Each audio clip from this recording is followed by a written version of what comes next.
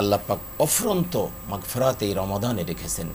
হাদিস যেটা বলা হয়েছে যে আল্লাহ পাক আসমানের দরজা খুলে দেন, রহমতের দরজা খুলে দেন, জান্নাতের দরজাগুলো খুলে দেন, দোজখের দরজা বন্ধ করে দেন এবং শয়তানকে আবদ্ধ করে ফেলেন।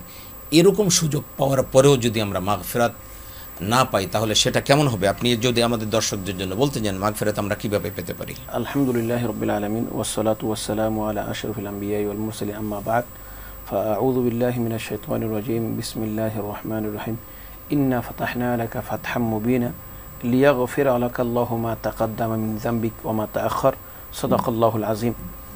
আসলে একজন আল্লাহর বান্দা হিসেবে মাগফিরাতের চাইতে বড় সফলতা আর কিছু নেই। রাইট। এমনকি আল্লাহর রসুল সাল্লাল্লাহু আলাইহি ওয়াসাল্লামের কোনো গুনাহ ছিল না, নিষ্পাপ, এগুলো আমরা জানি। তারপরেও আল্লাহ পাক রব্বুল বলতেছেন ওয়াস্তাগফিরহু ইন্নাহু কানা তাওয়াবা, আপনি ক্ষমা চান, আল্লাহ ক্ষমা করে দেবেন।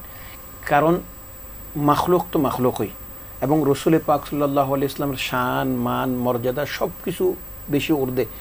এরপরও রসুল পাক সাল্লাল্লাহু আলাইহি ওয়াসাল্লাম চিন্তা করতেন, আল্লাহ আমি তো মাখলুক, আমার এবাদত সেবাদত যাই করি না কেন আপনার শান অনুযায়ী তো হচ্ছে না। দেখেন, আমি বারবার একটা দৃষ্টান্ত দিয়ে থাকি।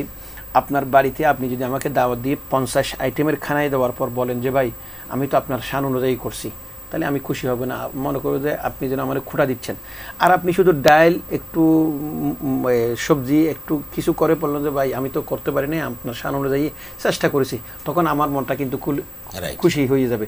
তো দুরূপ আল্লাহ পাক রব্বুল ইজ্জতের কাছে যে যত বড় হোক না কেন, আল্লাহকে বলতে হবে আল্লাহ আমি আপনার শান অনুযায়ী করি না। সেই জন্য দেখেন, আমরা যখন অজু করি, অজুর মধ্যে গুনাহ ঝরে যায়, তারপর আমরা অজুর পরে কি বলি, আল্লাহুম্মা জাআলনি মিনাত তাওয়াবিন। আরে করছি তো ভালো কাজ, এখানে তো আর গুনাহ মাফ হওয়ার বিষয় নেই, তারপরেও আল্লাহুম্মা জাআলনি মিনাত তাওয়াবিন।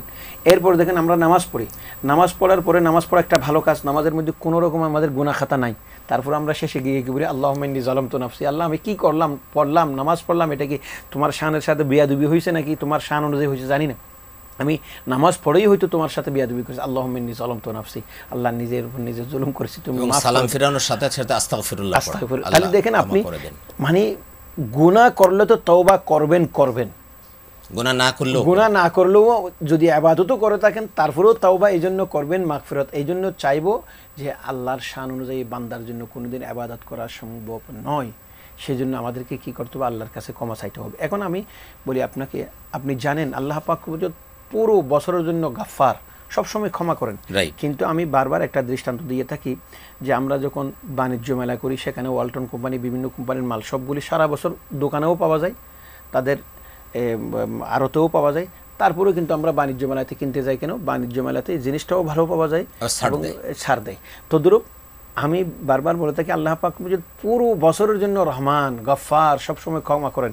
কিন্তু আল্লাহ পাক এই রমজানকে রহমত, মাগফিরাত, নাজাতের একটা বাণিজ্য মেলা খুলেছেন। আপনি অন্য সময় যতটুকু ইবাদত করে যতটুকু রহমত অর্জন করতে পারবেন, এই সময় কম ইবাদত করে তার থেকে বেশি রহমত অর্জন করতে পারবেন।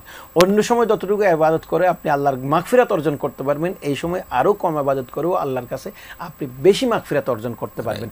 অতএব এটা হলো আমাদের মাগফিরাত অর্জনের একটা মেলা চলতেছে। এখন আমি বলি আপনাকে, খুব আবেগের সাথে বলতেছি যে আপনি যে বলেছেন যে মাগফিরাত যে অর্জন করতে না পারে তার জন্য কি দশা, এবং মাগফিরাত অর্জন করা কতটুকু কর্তব্য। মুহাম্মদুর রাসূলুল্লাহ সাল্লাল্লাহু আলাইহি ওয়াসাল্লাম মিম্বরে আরোহণ করলেন, বললেন যে আমিন। দ্বিতীয় মিম্বরে আরোহণ করলেন, বললেন যে আমিন। তৃতীয় মিম্বরে আরোহণ করলেন, বলে যে আমিন। সাহাবায়ে কেরাম বললেন যে হুজুর সবসময় আপনার আদত অভ্যাস হলো আপনি যখন উপরের দিকে যাবেন তখন বললেন যে আল্লাহু আকবার, আর নিচের দিকে যাবেন তখন বলবেন যে সুবহানাল্লাহ। আপনি এখন উপরে ওঠার সময় আল্লাহু আকবারের পরিবর্তে আমিন আমিন বললেন কেন? মুহাম্মদুর রাসূলুল্লাহ সাল্লাল্লাহু আলাইহি ওয়াসাল্লাম বললেন, আমার কাছে এক্ষুনি জিবরাইল আলাইহিস সালাতু ওয়াস সালাম এসেছিলেন। ইনি বললেন, তিনজন লোকের বিরুদ্ধে বদদোয়া করেছেন। প্রথম হলো, যে ব্যক্তি নিজের মা বাবাকে পাওয়ার পরেও জান্নাত অর্জন করতে পারে নাই, সেই ব্যক্তি হতভাগা, সে ব্যক্তি ধ্বংস হোক। আমি বললাম যে এরকম একটা মা বাবার খেদমত করে যে ব্যক্তি জান্নাত উপার্জন করতে পারে না, সে ধ্বংস হওয়াই ভালো। সেই জন্য আমি জিবরাইল আলাইহিস সালাতু ওয়াস সালামের দোয়ার সাথে সাথে আমিন বলেছি। দ্বিতীয়, যে ব্যক্তির কাছে আমি নবী মুহাম্মদুর রাসূলুল্লাহ সাল্লাল্লাহু আলাইহি ওয়াসাল্লাম, যিনি আমায় দাওয়াত পৌঁছানোর জন্য, কালিমার দাওয়াত পৌঁছানোর জন্য আমি সহায় সম্পদ সব কিছু হারাইছি, আমার বাড়ি বিটে হারাইছি, আমি দন্দান মুবারক শহীদ করেছি, তাইফের ময়দানে রক্তাক্ত হয়েছে, তারপরও আমার নাম উচ্চারিত হওয়ার পর যে ব্যক্তি দরুদ পড়বে না, সাল্লাল্লাহু আলাইহি ইসলাম বলবে না, সেই ব্যক্তি ধ্বংস হোক। আমি বললাম যে ঠিক আছে, এইরকম এত কৃপণ এবং এত নাশকর ব্যক্তি আর দুনিয়ার মধ্যে হইতে পারে না। তৃতীয় নম্বর বলা হলো, যে ব্যক্তি রমজানুল মুবারক পাওয়ার পরও ক্ষমা অর্জন করতে পারে না, সে ব্যক্তি ধ্বংস হোক। আমিও বললাম, যে ব্যক্তি এত বড় নিয়ামত পাওয়ার পরে বেকদরি করলো, কৃতজ্ঞতা পোষণ করলো না, এই রমজানকে সে মূল্যায়ন করলাম, সে ব্যক্তির ধ্বংস হওয়ার জন্য বদদোয়া এটা যথার্থই। সেজন্য আমিও বলেছি আমিন। তাহলে আপনি বুঝেন, এই যে এই রমজান মুবারক পাওয়ার পর ক্ষমা অর্জন করতে না পারা মানে রসুল পাক সাল্লাল্লাহু আলাইহি ওয়াসাল্লামের বদদোয়া যাদের বিরুদ্ধে হয়েছে আমি তার অন্তর্ভুক্ত হয়ে যাওয়া।